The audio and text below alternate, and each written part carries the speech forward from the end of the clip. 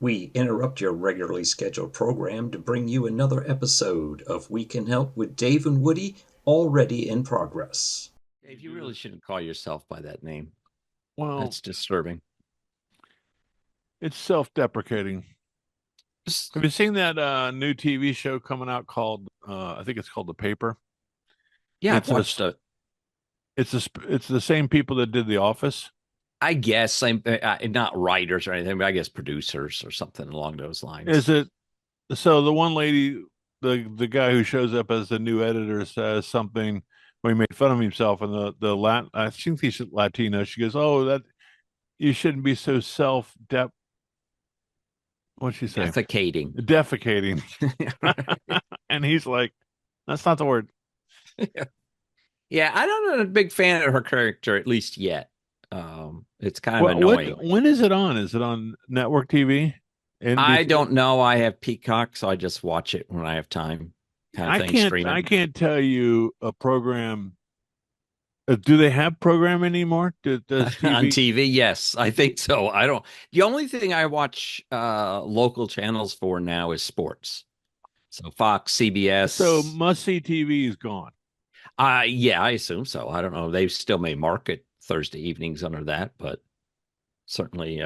Can you remember the days when it's like, I can't go out Thursday night. I got to be home. Yeah, well, Thursday night was well at the time it was Cosby. Some of the time it was the Cosby Show, Cheers, Seinfeld, Friends. Yeah, I think Friends was one of the later ones in that before it kind of fell by the wayside. It didn't really have anything to take its place. I can't talk and do math, Dave. I'm working on the math. So 652. Yeah. Plus, that would be 7 carry to 3. Hold on. Drop 2. Well, 2 gets you to 8. 40. Now I have no idea. This is challenging. I got to draw a circle. There's a 7. There's a 7 in there somewhere. You just can't add 45 to the 52. That's the problem. No, it's you impossible. You got to start all over again, right? That's why I've been stuck here. So 52 plus so 7 45. is 8. Hold on. 7 is 8 and 37. 45 minus 8 is 45 minus 8. You got to bring 6 over on that. No, 652. So it's 11. 8 minutes gets you to 12. Then you get 45 minutes 37. minus 8. 7:37. Is that it? If not, it's either going to be 10 minutes early or 10 minutes late, the show this week for everyone listening. Hold on. Now you've got me pissed off. 45. Well, why don't we ask the research assistant? It's 37. Jeez. All right. You could have asked. Oh, we're supposed to do a thing.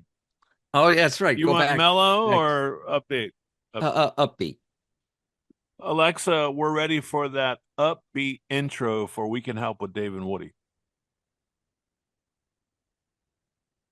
Glad she's on top All of it. right. Here's an energetic intro for your show. Hey there, podcast lovers. Get ready to tune in and turn up the volume because it's time for another electrifying episode of We Can Help with Dave and Woody. Your favorite dynamic duo is back in action, armed with wit, wisdom, and a whole lot of can-do spirit. Whether you're looking for life hacks, laughs, or just a little pick-me-up, Dave and Woody have got you covered. So sit back, relax, and let's dive into today's adventure. It's time to prove once again that with a little creativity and a lot of heart, we really can help. Take it away, guys. Take it away. And the crowd said, I don't know if that comes across or not. These microphones aren't set up for applause. Okay. Thank you very much, Alexa, for that intro. That was awesome. And you tuned in to We Can Help with Dave and Woody. Chuckle Hut. So what the hell were we talking about? Another great episode of There she goes. See, I just don't like this new Alexa where it's I'm afraid to say take something. A hint. It's like, take a hint, Alexa. We're done. Read the room already. Jesus. I swear. I'm at the dining room table and my friend's on the phone. We're talking about he's got a sore knee. Hold on, I don't know what we were talking about, but hold on real quick. And so I'm talking that you need to get some Aleve. Well, she starts to chime in. I'm like, shut up. I'm like, who asked you? I know.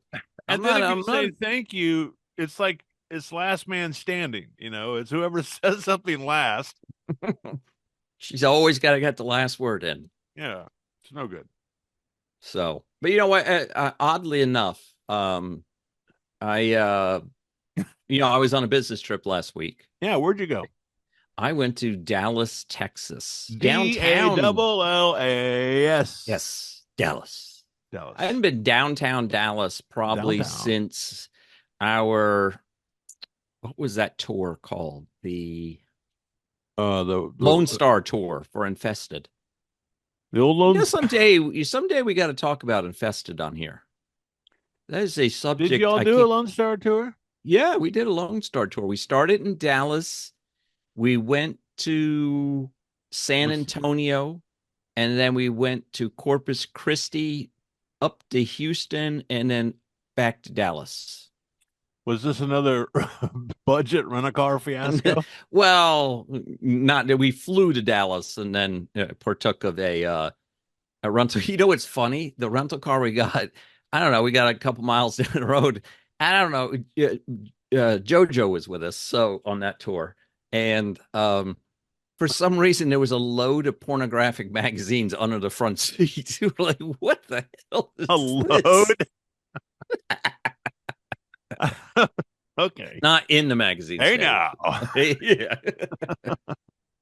So I just what a bizarre find in a rental was car. That part of their marketing? Bring from Alamo, and we give you free porn. Yeah, you get your free swag for the road. You remember? Yeah, that was we'll have to talk about Infested someday, but that's beyond that will take a whole episode to explain my band days. You might have been in the band. I was a drummer. I was a drummer for a while. Were you? Okay. I didn't know if that was that or we went through a lot of drummers. I couldn't keep up. Well, we'll have to definitely do that because my favorite, I know you know which one it is, but the initial album release that we were going to do, I thought that was genius.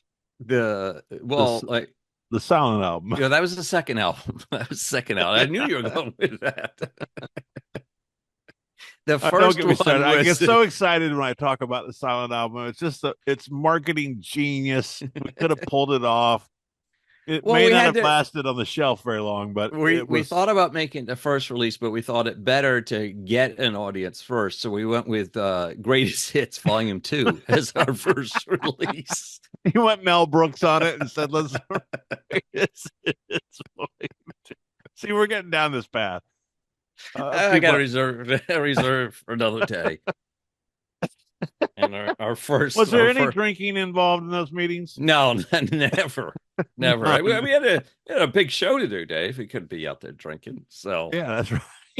Fans. We owe it to our fans. When we bought the rent-a-car fiasco was our first tour bus. That was on our first tour. The Lacuna. I still love that story when you guys took it back to the airport. No, I didn't take it back. We sent Sam to the airport. You said unlimited miles. I mean, come on. Sam said the guy leans the guy and goes, "Holy cow!" I don't know what you meant by unlimited, but I mean, it clearly says it right here on the contract: unlimited mileage. We were trying to figure out because you weren't supposed to leave the state of Florida with it, so we were trying to figure out how many times you would have to loop Florida to put on that kind of mileage. So anyhow, let's not get too far down that road. So downtown Dallas, and it was for business, and a large section of the conference was about AI actually. So I learned even more about. Was it really there or was it fake? It was virtual AI. Yeah. So I learned a little bit more about it, and I thought a good saying coming out of that I kind of developed through other remarks from speakers was AI is here to help, not replace. Yeah, and I think that's a good saying because it can help. It can take those mundane tasks like just say grading papers, right? You could take you could just scan your 50, say it was a multiple choice test, right? You could scan 50 things through a printer and AI could tell you the score of every paper as quick as it's scanned. Well, so can Scantron. Yeah, but then you got to use the pencil thing and all this. This is handwritten, circle A, B, C. You just Well, I told you I use it for your lesson plans. I know. Yeah. Well, to establish the vocabulary list and then write the test. Right. So that you're using it. So there's two types of AI, and I'm going to butcher this. I haven't practiced or read my notes very much yet to really speak to it to any great detail. So all our AI listeners out there, don't butcher me in the comments on this, but in a nutshell, there's basically two types of AI. There's deep learning and there's generative AI. And the difference is that deep learning basically is a set of rules that will always give you the same answer, right? That you've said this equals this, and it's either yes or no on it. But every time you feed that in, if you feed the same input in, it'll give you the same answer every single time. It's objective versus subjective. Yeah, I guess. Yeah, that's one way of looking at it. Yeah, and generative AI is trying to use the wealth of knowledge out there to communicate an answer. And therefore, because it's so vast and so, even the smallest tweak can change the answer of AI. So is it safe to say that without saying her name, our administrative assistant is using generative AI? I assume so. Yeah, I don't really know. Like I said, I haven't gotten into it too much to really understand the nuances, but I would say so. Yes, she is trying to take your question and figure out what answer you're looking for. So how long ago did someone okay, so I can remember being on the internet. I think I've shared this story at one point where when it first came out was probably, when people started using it, 1990. Yeah, roughly somewhere 90. in there. Yeah. And so I remember Herman Miller had a website and there were no photos. It was all text. And then those were like so the precursor to the internet were bulletin boards. Yeah, which were all text with hyperlinks that you could take you to. I think they had hyperlinks then. Well, they would bold a piece of the article, and then you could click. I assume that's a hyperlink, and it would take you to another section of the web or something. Of the bulletin board. Yeah. Okay. So it took us not too long. I mean, in the grand scheme of things, it didn't really take us that long for everything to be scanned. I think everything in the written world is scanned. That's amazing. It's not so much scanned, but what they call OCR. I think it's optical character readers. Yeah. Where they can interpret the text being scanned in. And those really had to evolve. They were pretty rudimentary at the beginning, but they've really But who figured out that we could, once all this data was there, then it could start drawing upon the data to artificial intelligence, start answering questions. From like I said, I'm still trying to piece together the conversations and stuff because there was a lot of information coming at me real fast. But it was almost as if they modeled the computer after the human brain in terms of synapses and communicating with each other. And the original intent of the internet was simply to share information. I mean, the internet, I forget, ARPA, I think it was in the early days, was 5 computers connected together via universities, and they could share their findings and their discoveries with each other. That's kind of where the internet got its formation. It was all about sharing information. Right.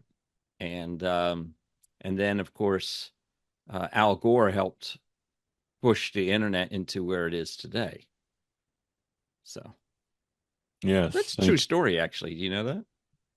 Well, everybody gave him a lot of flack, but he had a tremendous amount and not from a technological standpoint. From a lobbying standpoint. Yeah, getting funding But he did take credit for it. And I guess. Well, I will tell you, I was once at a conference where Vint Cerf, I think is how you pronounce his name, who is one of the key people they say invented the internet. And afterwards he took Q&A, and someone said, did Al Gore invent the internet with you? And he said, oh, there's one in every crowd. No, what he said was, there's one asshole in every crowd, is what he said. Guy was sitting right behind, and he was a big jokester, so he took it really well. But he said, in all kidding aside, he said, yes, Al Gore had a tremendous amount to do with the internet and where it is today. So take that what you will, but even the guy who is credited as the founder of the internet gives Al Gore credit. Well, obviously you had to pitch it to somebody, and then someone was someone had form of influence to move. You needed money, right? It's like any kind of what's the word? Venture capital, right? You have to pitch an idea like they do on Sharks or whatever that show is. Well, here we are today, and now we are the benefactors of whomever on this live broadcast that we do. Yeah. So there's 7 or 8 people listening. Thank Vint Cerf and Al Gore. And there's one other gentleman. I have no clue what his name is. And his name was? Dave Theus. Dave Theus. Didn't know that, did you? No, I don't usually like to talk about it very much, but, gives me a big head. Oh. But okay, so Dallas, what did you stay at a nice hotel? Or actually, I stayed at and it wasn't my choice. This just happens where the conference was, and the man, I should have written it down. Alpheus or something like that. It's called. Alf was like a big furry. Alpheus. And so the first day at lunch, I always try to sit at someone else's table or something just to meet people. That's like my strangers. Rule. Like you just that's kind of a rule of my. Well, I just grab a table. The big conference room circle at a tables. Conference. Okay. Yeah, so you kind of sit down at any kind of break, and I can be introverted at times, believe it or not. And so what I try to do is sit. I force myself to sit somewhere where I don't know everybody, just to meet more than myself at these conferences. But so I sat down that first day, and they said something about, did you know this hotel's haunted? And we're like, what? And the ladies at my table are like, and, so we all looked it up. Apparently there was it's just one of these things where it's so old that it's gained notoriety for some of the deaths that have occurred at the hotel. So apparently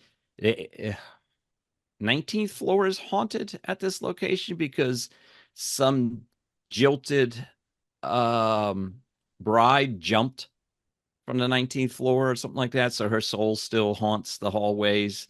And I forget what the other story was about a haunting, but I was standing around in the lobby one afternoon waiting for something, and I noticed there was a portrait of Queen Elizabeth and, well, it's not king, is he? Prince, what was her prince's name? Philip, thank you. And I went over to Reddit, and they actually stayed there in 1991 and had sent a letter and pictures. And this is in downtown Dallas? Yeah. Right across from AT&T headquarters. Oh, there you go. I think it's Alpheus. But no, when I first saw the rate to stay there, I'm like, I ain't staying there. I do try to watch my expenses when I'm on the company dime. How much was it a night? $250? Over 300, I believe. Wow, boutique. Yeah, and I didn't think it was very boutique. I mean, it was neat looking and very established and all that kind of stuff. But I started looking around at other hotels in the area, like Hampton Inns and stuff that were a block away, and they were all outrageous. So were you the only representative from your company that went? No, there's one other person. One of my employees came with me. Did they try to sit with you every time you'd sit down? You're like, no, I'm leaving. Well, we did during the speeches, specifically because he is a very what I call a coder. So I tell him to keep me out of trouble is what I always do, and make sure I don't think there's something we can do that we actually can't do. That we're speaking on. So you're not going to bring an idea back, and he's going to be like, "No, we can't do that. We can't do that." Or I don't raise a question that's impossible to answer or something like that. But normally, yeah. But did you share a room? Yeah, no, a bed. We shared a bed. It was a queen, at least. No, of course we didn't share a room. You didn't share a room? I wouldn't. I wouldn't travel for a company that makes you share a room. Well, I thought you were being frugal on the company dime. I mean, what's the little camaraderie between you and your work? If I was paying for it, I wouldn't spend my time with an employee in the same room if it was on my dime. So when I was in the furniture business, I was a board member of this, I don't know, some form of national interior design, IIDA, International Interior Design Association, pretty big deal. Yeah. So I'm a board member on this thing for the entire state of Florida and the Southeast, and they send us to like Miami to have this big conference. And they're like, "Oh, we're going to put you up with so and so." And I'm like, "That's the worst mistake you could ever make." He goes, "What do you mean?" I said, "I snore, the windows come out. I snore really bad." Yeah. And so he goes, "I sleep naked." That's the only thing you got to say. Well, I was afraid to say that because he might have been okay with that. He was one of those guys. And so he goes, "No, it's no problem. I can deal with it, whatever." And I'm like, "Okay." So first night I wake up, I look at him, I'm going, "How's it going?" He goes, "This is horrible." Yeah. I said, "Are you going to pay for my room or are you going to get out?" He goes, "We're getting another room." Yeah. I said, "I told you." So from that on, the word got out. No, I'm sleeping by myself.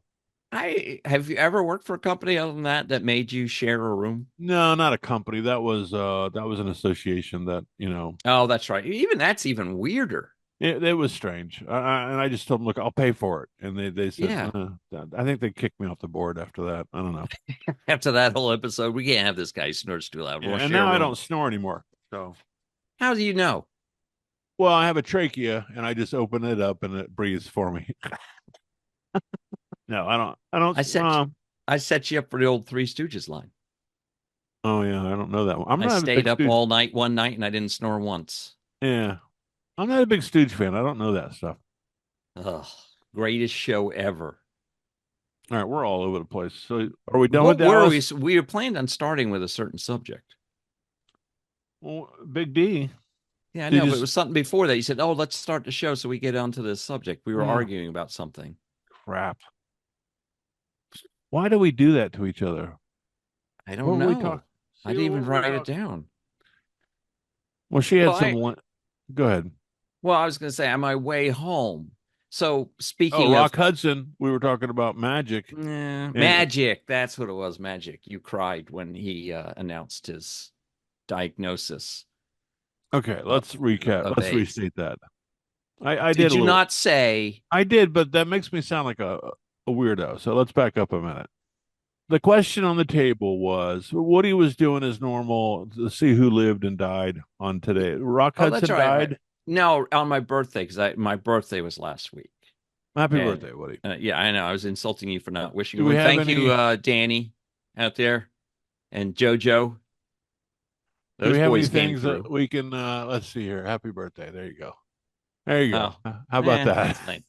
I don't know if the kids at home can see that, but we just had a little micro. So anyhow, I was scrolling down and I see Rock Hudson died on it. I don't even know where the story went anymore. It's gone. Okay, I don't want to get too far with Rock Hudson, but we agreed that was your high school or 80s, early 80s. Well, it was 85, yeah. And I said, I had just started UCF at that point in time, and then you jumped from that because we thought all the world thought he was a heterosexual, and at that point in time, the premise was you couldn't get AIDS if you're a heterosexual, and then this busted wide open, and then it delved into his private life. I guess his sex life, his private life. Yes, exactly. And then, I mean, who didn't play around back then? I mean, I don't know. I wasn't live back then, Dave. I wouldn't know. You tell me. Right. So then the subject came up about when Magic Johnson came out and said he got it from a blood. What was his story? Did he slept with a lot of women? Yeah, that was his... probably he got it somewhere. I don't want to get into that, but somehow he got it. Yeah, somehow he got it, and I don't think it was through. Yeah, I have no idea. But the premise was. Well, we don't want to know. But the point is, I was not distraught, but I was. I heard you were blubbering, like your mom couldn't even console you. Well, I was sad when he had that. If any of our listeners can remember the press conference where you were when you were watching him in the press conference, They were really not the height of their competitiveness between Larry Bird and Magic It was Johnson. starting to wane, but Yeah, still but they were the primary. Yeah. Yeah, Bird had some back injuries that were, plaguing him, but they still had some life in the game. But the point was, this was a solid. One of them was going down. Let's use that loosely. One of them was. Is that how So Magic wasn't going to be able to play anymore, and I wasn't a big fan of Magic. I was a fan of Bird, but I was really a fan of their competitiveness as the two of them. And I think a lot of people were. I think that Yeah, it a was lot fun of to people, watch. yeah, they made the game fun. And so when he said he couldn't play anymore, I was sad. I was sad for the game. I was, sad for him, I guess. You were verklempt. Verklempt, I was. Mm-hmm. I remembered that word of the day. And that was from Saturday Night Live. They used to use that. What's his name? Used it all the time. Coffee talk. I feel verklempt. I didn't know that. That's how you learn your vocabulary. Saturday Night Live, most of it. Pretty much. All right. So listeners weigh in with all of our comments. If you two had some life-changing effect of Magic Johnson announcing his whatever before the his cocktail prognosis of AIDS. Yeah. And that's when we started, but it was someone of that stature that started everyone understanding it a little bit better, because having AIDS didn't mean you had AIDS or something. I forget the definite. You had it in you, but it wasn't active. I don't know. I never really understood it, but all I remembered was of that whole scenario was the debate of if he should be allowed to play in the All-Star game, because what if he gets cut and his blood, blah, blah, blah. Yeah. It went Boxers were afraid of it too. And then I thought it had an effect on him for the Olympics too. He couldn't play during the Olympics. He did, but he had to go on oxygen or something. I don't know. I don't remember, but I do remember. I think the dude from the Detroit Pistons, his friend, stepped up and said, "I'll play." And it put an asterisk by his name for the game. Yeah, for sure, because he could have played competitively probably another at least 4 years. And who knows? So, but is he still alive today? Oh yeah, no, he's very much alive. So I don't follow him past his basketball years, so I wasn't sure. Yeah, I wasn't a diehard Lakers fan. I think a friend of mine I went to school with in grade school, wasn't his grandmother, but it was like his aunt owned the Lakers. Well, who was that family that owned them? I should know because they just sold it. Yes, go ahead. They just sold it though. Who owned the LA Lakers in the 80s? Dr. Jerry Buss owned the Los Angeles Lakers in the 1980s. He purchased the team in 1979 for $67.5 million, along with the Los Angeles Kings and the Forum. Alexa, what was the matriarch's name, the owner of the Lakers? Buss. Joanne Buss was the wife of Jerry Buss, the Lakers owner in the 1980s. She was the mother of Jeannie, Janie, Johnny, and Jim Buss, who are currently involved with the Lakers management. Right. Jeannie Buss was like the president up till just recently. So. Yeah, I think it must have been the lady, the matriarch, because they own the Coliseum too. Not the Coliseum, the Forum. And I remember him telling us that he was going out there. I'm like, what? Why do you go out there to Los Angeles? He goes, well, because my aunt owns the team. I'm like, get out of here. Really? I think his name was Jeff LaPerch. Anybody out there named Jeff LaPerch? I wonder what he's doing. Dial in. Lines are open. Yeah, Jeff, weigh in and give us a comment. I know you're listening to us all the time. Jeff LaPerch. I think it was his family member. Hey, and if you're listening, go ahead. It's on YouTube. Go ahead and subscribe. I was debating to say this or not tonight, Dave, but I want to give the listeners a little edge to go to YouTube. There's no commercials on YouTube for our podcast, whereas not yet. All the podcast platforms, you got to listen to commercials. Yeah, we're commercial free. That's how we're commercial free on YouTube. I worked a deal out with them. So they don't pay us and we don't get any commercials. It's a win-win. Except for the bandwidth, where apparently we're killing them on bandwidth. They're eating it up. All right. Anyway, so I don't have anything else. What else do I have? Well, you know what I learned? I got two more things. Yeah, tell us about Dallas. One is still Dallas related. DALLAS. Go ahead. It is so. When I initially looked at tickets to go to a conference, I forget, they were like $400 or something. I'm like, oh, that's great because, you know, Charlotte, Dallas, it's two American hubs. I'm like, blah, blah, blah. And so I put it off. And then when I went back to book the actual ticket, it was like $1,500. And I'm like, what the hell happened to this flight? And so. Did you take Barb with you? No. This is all work related. And so I started checking around, you know, making manipulations to the trip, to try to get the cost back down because I couldn't figure out why it jumped up like threefold. And it said, hey, you can go through Houston on your way there and fly direct back. And it was like 40% of that cost. So I'm like, hell yeah, I'll do that. You know, well, who cares connecting through Houston on the way there? You want to get home. So who cares? And I was traveling the day before the conference, so I didn't worry about wasting a day traveling. So I did that. And then when I started selecting my seats, I got to the return trip. So this is back in August or whatever. And I get to the return trip and it's only showing me the first 5 rows of the plane. And I'm like, well, what? It's like, you know, the cost. I'm like, so I get real nervous. I choose like the row and it says, yeah, first class. I'm like, first class. And I kept waiting for the ticket value to go, you know, up to $3,000, but it never did. So when it was going for approval, I called my boss and said, I didn't select first class. It's just, you know, it's just what it's assigned. The price is, you know, 40% of whatever the regular flight was. So I kept waiting as the weeks got closer and closer for, you know, like American Airlines to give me a call and go, hey, sir, yeah, big mistake. We accidentally put you in first class. But right up until it was time to board the plane. So when you've traveled recently, right? They call them gate lice, right? Where you board in sections. But they'll say, you know, now boarding first class. Well, people boarding and it goes up to like 9, right? Yeah. People in section 9 start crowding the gate area. Like, you know, when 9 is called, they're going to be up front to get on the plane.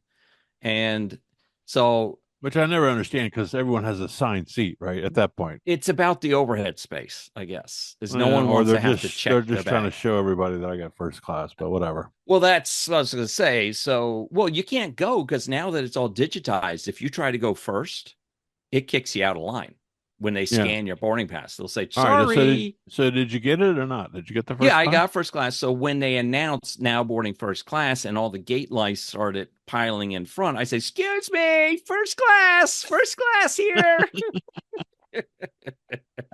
Excuse me. No, you know, I got up at that time because I'm like, it's more comfortable than the seats out in the the gate. Well, did your counterpart get the same deal, or did you screw he flew him he's from a different city, so he was on a different flight. Oh, you're get back like that. What's that comedian? Jerry Seinfeld did a bit on that. No, but so did Reagan. Oh, did he? Oh. Yeah, and he goes, those guys in first class. He goes, get behind me. I don't want to see you in my peripheral. He goes, we're making money. Yeah. Bring me the head of a pig. That's hilarious. That sounds, Ryan Regan. Yeah. That's a great one. But now I got on there and then I sat down and I'm thinking to myself, I was trying to justify that, that it's not worth the cost. I'm like, so I get on early. Till they bring you the drinks. What was well, that's when it all started. Sure enough, I'm like, I'll take a Cheetos and tonic, please. And they give you an extra bottle. And you're on the way. You're heading to Houston, right? Oh, crap. Oh, you froze up on me, Dave. No, you did. You're hanging. No, I only had to do Houston on the way there. But that was the first class leg, though, wasn't it? No. First class leg was Dallas back to Charlotte. Oh, beautiful! That's even better. Yeah, it's a nice 2-hour flight. And but did someone pick you up, or did you have your car over there?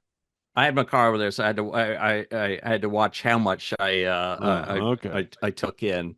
I was careful with that. My wife asked me before I left. She goes, because it was my birthday on top of it all. So she goes, well, I'll come pick you up if you get a little too tipsy. But no, there was enough time. I had 3 of those little bottles of vodka. So and 1 can. You're a man. Come on, nothing. Yeah. All right. Well, that sounds fun. Yeah, it was fun. But by the time I landed, you know what the biggest advantage is? Getting off the plane. Yeah. You're off in 30 seconds. And I was to my car probably a half an hour to 40 minutes sooner than I would have been had I sat back. Well, Woody, guys like you are important to our economy, our community. Yeah, our economy. We need you out there making commerce happen. We can't have sitting around waiting for your bag. You got to get out there and go to work. Right. So, it is a worthy expense, and they will offer you first. You can bump yourself up for much smaller fees the day of the flight. But so my buddy Jeff Moore, I'm sure he doesn't listen to us, but in case he does, he was one of our salesmen here in Jacksonville for Herman Miller dealer, and I was the market manager. He was my roommate, actually. He's the one who introduced me to Sheila. And we would travel. He was. So you don't talk to him anymore now? Is that the deal? Yeah, right. Since that, we communicate actually through Instagram. I send him silly Instagram stuff. Anyway, so he was the guy that I sat down with when I became the Herman Miller market manager. Said, "Okay, what do you want?" And he goes, "Well, I want to land a couple big projects." So I said, "Okay, let's go out and get them." So we went out and found some. We did the ADT project together that we had to fly to Rochester and to Council Bluffs and Dallas, a couple other places. Anyway, well, I didn't know this, but I would book the flights and try to kind of do the same thing. But his mother was a travel agent in Cincinnati, so we'd get to the airport and we'd be ready to board the plane. This is back before TSA, right? So you could. I was going to say this is the '90s, right? When it was pretty much well a free before for all. TSA. Yeah. And I'd be at the gate, and he'd be getting called. I'm like, "Well, what's going on here?" Well, like on the overhead, they would page him for the white phone or something. No, we'd get to the gate, and they would go, "Hey, Mr. Moore, well, welcome." And I'm like, "What's going on?" And so he called his mom. And she was pulling all these strings, and he'd get first class seats. I'd get on the plane. I'm like, "You son of a gun!"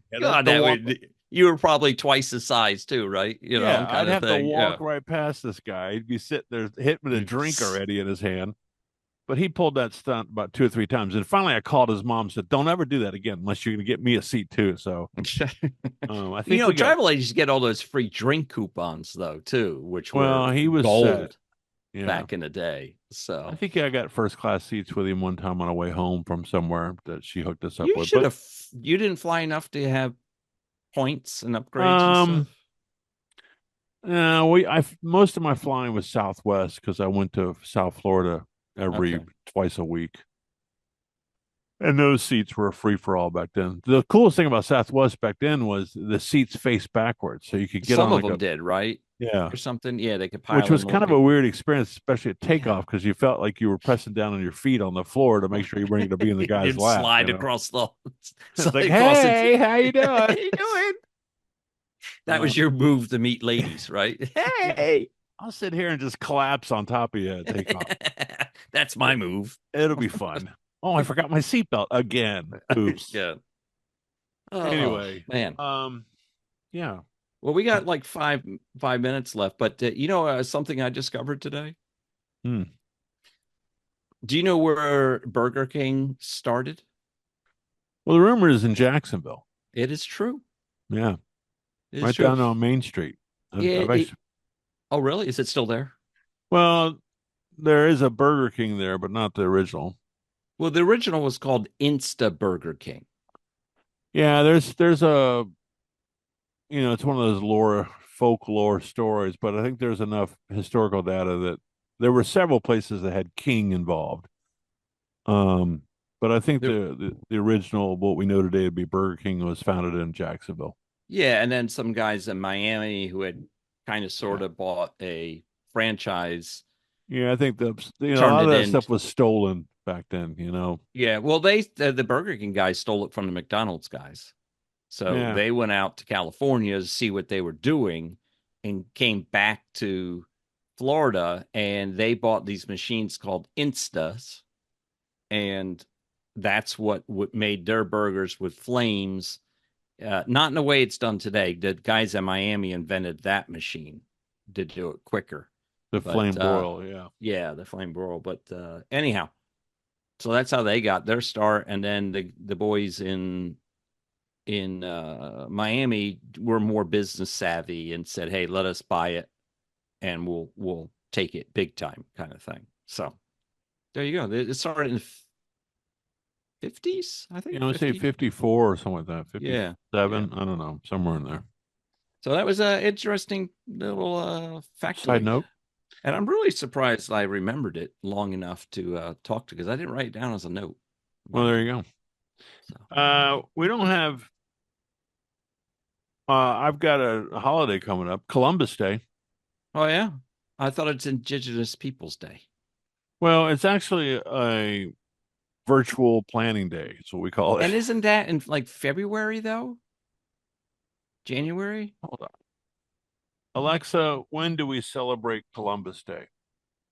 She's going to give you some what too. Columbus Day will be observed on Monday, October 13th. Yeah. There you go. Yeah, well, I think, remember Columbus Day was all the rage until everyone figured out that he was a slave trader, and Well, yeah, I'm not writing off what he did by any means, but well, we stand on his shoulders today. Yeah. Literally. All right. We stand on his shoulders today. What are you implying? Well, if it wasn't for him finding the new world, we wouldn't be here. Yeah. I'd be in Bavaria right now. Well, it's amazing he didn't fall off the earth.